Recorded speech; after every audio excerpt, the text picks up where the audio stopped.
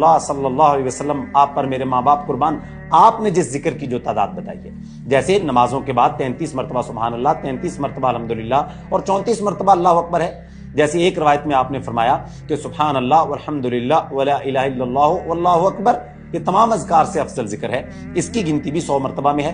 اسی طرح لا الہ الا اللہ وحدہ لا شریک لہ لہ الملک ولہ الحمد وہو علی کل شیء قدیر، اللہ کے نبی نے فرمایا جو ایک دن میں 100 مرتبہ یہ ذکر پڑھ لے، اس سے بڑا عمل کوئی بھی نہیں کر سکتا۔ آپ اندازہ کریں، یہ وہ بنیادی اذکار ہیں جو آپ کی زندگی میں لازم ہونے چاہیے، تو باقی کوئی بھی ذکر جو ہے وہ بغیر تعداد کے کیا جانا چاہیے۔ یقیناً انسان کو جتنی بھوک ہو انسان اتنا ہی کھانا کھاتا ہے، تو ذکر کرتے ہوئے اپنے آپ کو تھکائیں مت، بلکہ ذکر کرتے ہوئے لطف محسوس کریں۔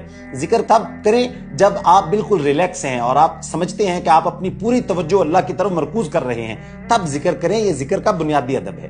تو جو اذکار قرآن و سنت کے اندر بتائے گئے ہیں یا قرآن کی آیات کے اندر ہیں، ان کو تو اپنی زندگی میں لازم پکڑیں۔ ہمارے معاشرے میں ایسے اذکار بتائے جاتے ہیں کہ جو اذکار قرآن و سنت کے اندر موجود نہیں ہے اور ان کی خود ساختہ تعداد بتائی جاتی ہے، تو یاد رکھیں یہ تعداد اتنی مرتبہ پڑھ لیں تو آپ کو یہ والا کام مل جائے گا، یہ والا کام ہو جائے گا، یہ ایسا کچھ بھی نہیں ہے۔ یعنی اب تو ہمارے معاشرے میں یہ بھی کہا جاتا ہے کہ قرآن مجید کھولیں، جس صفحے کے اوپر انگلی رکھیں گے تو جو آپ کا مسئلہ ہوگا بس وہی آیت کو بار بار پڑھ لیں، تو اس بات کا بھی کوئی ثبوت قرآن و سنت کے اندر نہیں ملتا۔ آپ ذکر کریں، ذکر ایک معرفت ہے، ذکر ایک تعلق کی ڈیولپمنٹ ہے کہ آپ اللہ کے کتنا قریب ہو رہے ہیں، تو ذکر توجہ کے ساتھ کریں۔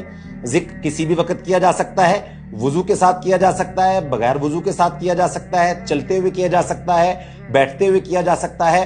ذکر کی معرفت کے ساتھ ذکر کو کریں، خاص اوقات میں اذکار کو کریں اور ان اذکار کو کریں جو قرآن و سنت کے اندر بتائے گئے ہیں، اور ذکر بغیر کسی لالچ کے کریں۔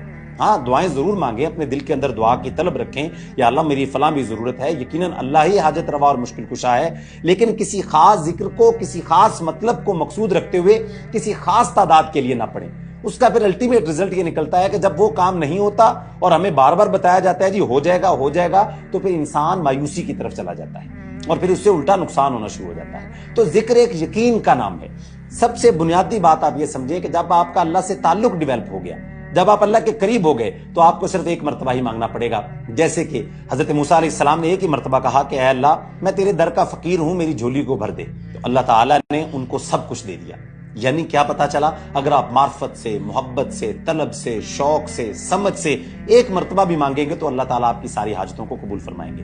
تو ذکر کو لازم پکڑیے، ذکر جنت میں جانے کا راستہ ہے۔ اللہ ذکر کرنے والوں سے محبت کرتا ہے۔ اپنی زبان کو ہر وقت اللہ کے ذکر سے تر رکھیے، لیکن بے توجہی کے ساتھ نہیں، ادب کے ساتھ، فہم کے ساتھ، توجہ کے ساتھ۔ آپ دیکھیں گے اللہ آپ کی زندگی کو جنت نظیر بنا دے گا۔ وما علینا الا البلاغ۔